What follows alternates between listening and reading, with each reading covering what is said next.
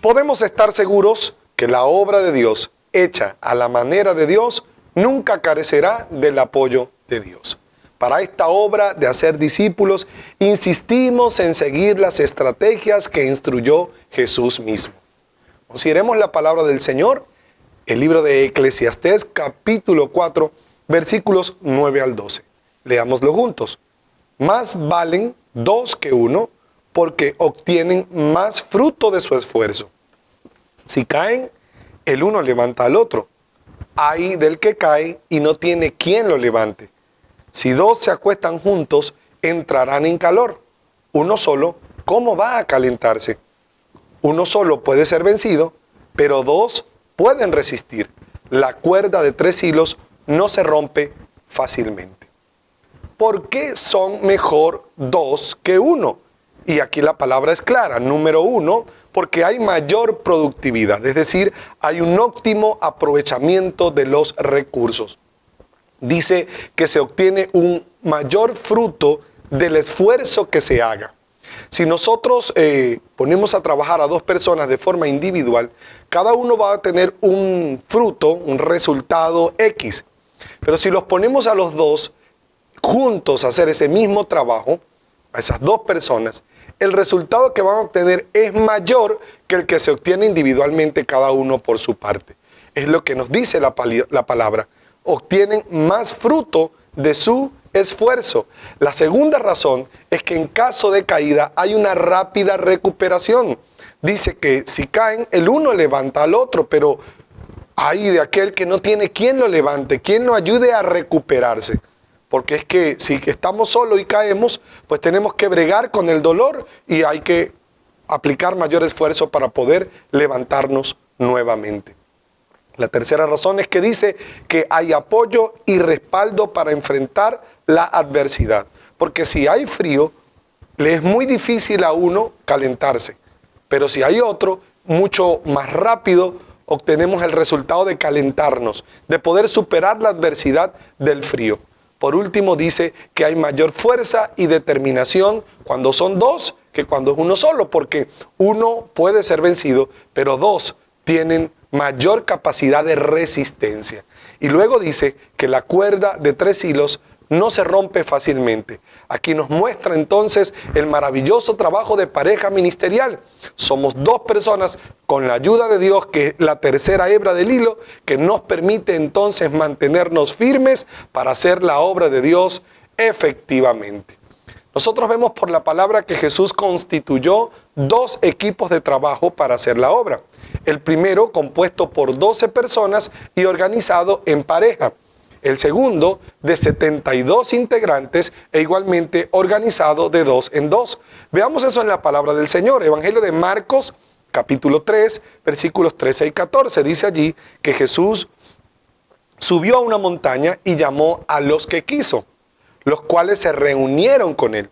De esos, dice, designó a 12, a quienes nombró apóstoles para que lo acompañaran y para enviarlos a predicar. Eso es lo que significa la palabra apóstol, enviado, ¿sí? Y Jesús los constituye, este primer equipo de trabajo de todos, los escogió de todos los que le seguían. Es una forma estratégica de desarrollar la obra con un equipo principal, un equipo íntimo, un equipo cercano que pueda digerir la visión, asumir la visión, identificarse con la visión, apasionarse con la visión. Este primer equipo son los que son enviados, o digámoslo así, los primeros enviados a hacer el trabajo, dice, de predicar. Dice Marcos capítulo 6, versículo 7, que Jesús reunió a esos 12 y los envió de 2 en 2, dándoles autoridad sobre los espíritus malignos, es decir, que les dio una autoridad sobrenatural. El segundo equipo lo presenta la palabra del Señor en Lucas capítulo 10, versículo 1. Allí dice que después de esto el Señor escogió a otros 72 para enviarlos de 2 en 2 delante de Él a todo pueblo y lugar a donde Él pensaba ir. La idea es clara. Si enviamos 12 personas agrupados de 2 en 2, vamos a tener 6 grupos. Si cada uno de esos 6 grupos hace igualmente 12 discípulos, vamos a tener entonces 6 grupos haciendo 12, 72. Esos 72 también son organizados en grupos de 2 en 2. Es la idea de cómo Dios, como Jesús, es la idea que el Padre le da a Jesús para desarrollar la estrategia de la obra de Dios, y es la que precisamente nosotros seguimos. En la misma palabra vemos cómo Jesús en otras oportunidades envió a sus discípulos a ejecutar algún servicio y los envió precisamente en pareja, entendiendo de que mejores son 2 que 1, como expresamos al principio. En Lucas capítulo 19, versículos 29 y 30, por ejemplo, nos dice: cuando se acercó a Betfagé y a Betania, junto al monte llamado de los Olivos, envió a 2 de sus discípulos con este encargo: vayan a la aldea que está enfrente y, al entrar en ella, encontrarán atado un burrito en el que nadie se ha montado. Desátenlo y tráiganlo acá. Era un servicio particular que requería el Señor, pero no envió uno solo, sino que envió 2, porque mejores son 2 que 1. También leamos Lucas capítulo 22, versículos 7 y 8. Allí dice: cuando llegó el día de la fiesta de los panes sin levadura, en que debía sacrificarse el cordero de la Pascua, Jesús envió a Pedro y a Juan diciéndoles: vayan a hacer los preparativos para que comamos la Pascua. Una vez más vemos acá cómo Jesús desarrollaba la estrategia de enviar 2 personas para hacer el servicio de la obra de Dios, el servicio particular que se haga en la congregación. Siempre es mejor de 2 en 2. En el libro de los Hechos vemos que tanto Pedro como Pablo, quienes fueron pilares de la iglesia en el primer siglo, siempre andaban y servían en pareja.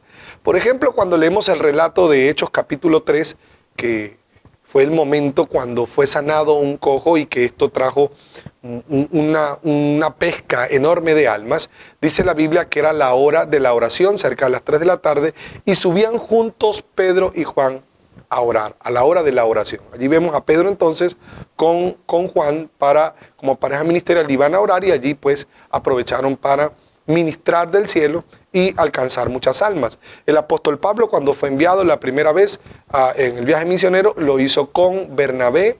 Posteriormente fue con Silas, luego lo conseguimos con Timoteo. Generalmente pues trabajaba en pareja ministerial, porque hay bendiciones, según lo que dice la palabra, de trabajar en pareja. Ya vemos la realidad bíblica de por qué son mejor 2 que 1. La Biblia dice en Mateo capítulo 18, versículo 20, que la presencia de Dios habita en la unidad. Allí dice: porque donde están 2 o 3 congregados en mi nombre, allí estoy yo en medio de ellos. También nos dice que Dios responde las oraciones de 2 cuando están en común acuerdo. Eso lo dice el versículo 19 también del capítulo 18 del Evangelio de Marcos. Dice: además les digo que si 2 de ustedes en la tierra se ponen de acuerdo sobre cualquier cosa que pidan, les será concedida por mi Padre que está en el cielo. Y hay victoria sobre el enemigo. Acabamos de leer en Eclesiastés que 2 pueden resistir, pero que 1 tiene menor capacidad de aguante.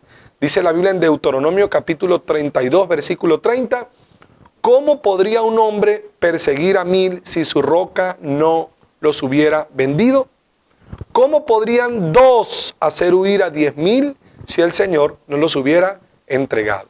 Aquí está diciendo que la victoria viene de parte del Señor, y dice que con 1 podría vencer a 1000. Pero luego dice que con la ayuda de Dios 1 puede vencer a 1000 y 2 pueden vencer a 10,000. Miren cómo crece el número de resultado cuando son 2 en lugar de 1. Por eso es que hay victoria sobre el enemigo y hay una bendición en trabajar en equipo, en pareja ministerial. Para lo cual, como ya estamos viendo, se requiere que haya acuerdo. La pareja tiene que tener acuerdo, ¿sí? Para trabajar con otra persona es clave que uno desarrolle esta virtud, la virtud del acuerdo. Un acuerdo es un ensamble con otro, es la unidad de 2 personas a una sola voluntad, a cumplir un mismo propósito. La palabra dice en Amós capítulo 3, versículo 3, ¿pueden 2 caminar juntos sin antes ponerse de acuerdo?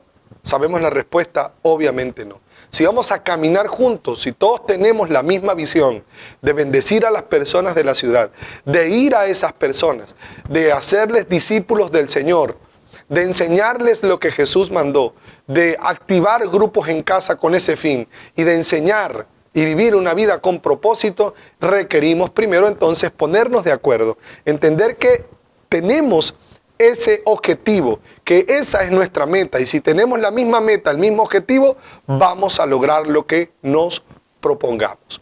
Caminar con otra persona en el servicio al Señor es cuestión entonces de que estemos de acuerdo y que tengamos principios y actitudes correctas. Voy a repetirlo, principios. El principio es por qué estamos en lo que estamos, ¿sí?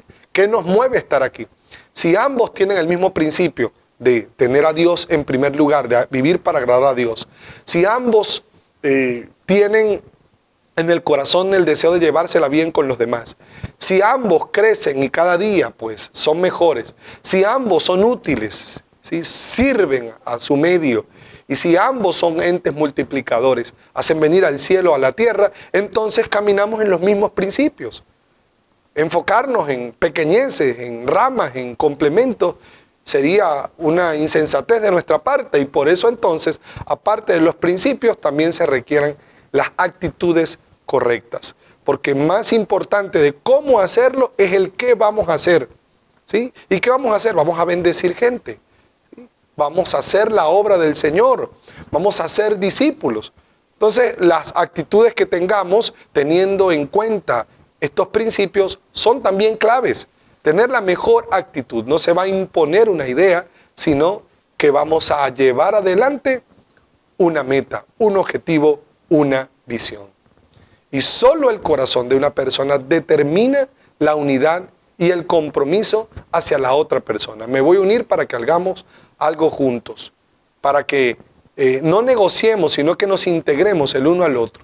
La Biblia manda en Filipenses capítulo 2, versículos 3 y 4, a que estimemos a los demás como superiores a nosotros mismos, a considerar, a aplicar esto para evitar el conflicto que viene como resultado de tratar de definir quién es el que manda, o quién es el que dirige, o quién es el más importante.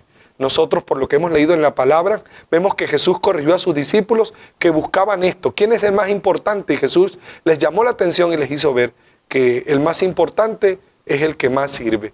Y como todos debemos tener ese mismo corazón, esa misma actitud de servicio, porque es parte de nuestros principios fundamentales, básicos, esenciales, entonces no debemos preocuparnos por eso. ¿Quién manda? ¿Quién dirige? No, ambos servimos. Además, la Biblia también nos manda a procurar las buenas relaciones, a llevárnoslos bien con los demás, y desde luego que comienza con los que están cerca de nosotros, y más si se trata con aquella persona que por la guía divina está junto a nosotros trabajando en hacer la obra del Señor, en bendecir multitudes, en hacer discípulos. Entonces debemos extirpar de nuestra vida toda esa conducta o actitud mundanal, terrenal, carnal, pecaminosa, que no nos va a permitir que la obra del Señor sea hecha, que nos va a distraer, que va a estancar, que va a limitar el desarrollo de la obra del Señor. Podemos identificar las actitudes que son equivocadas para lograr un acuerdo. La primera de ellas es huir del conflicto.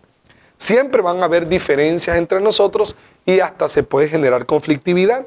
La misma palabra del Señor presenta esto como una realidad que va a darse y que no necesariamente es una fatalidad. Van a haber desacuerdos, puede generarse algún tipo de conflictividad debido a que somos diferentes.